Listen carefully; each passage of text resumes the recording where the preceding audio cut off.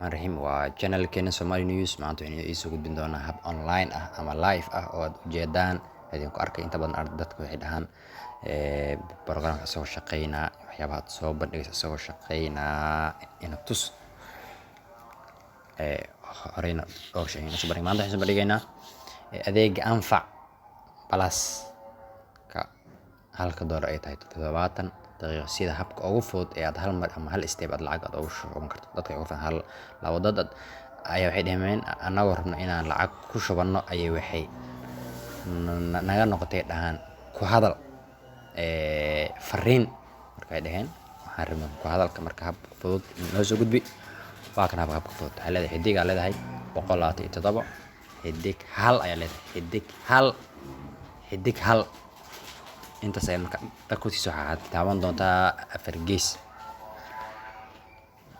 kolka aad taabato waxaa leedahay okay ayaa leedahay aynu isla fiirino step by step aynu isula fiirino okay ayaa leedahay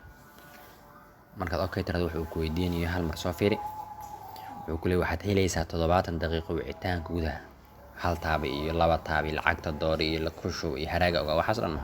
kadib waxaad taabanaysaa laba oo ahaa waan ku shubana leedahay kadib markaad ku shubato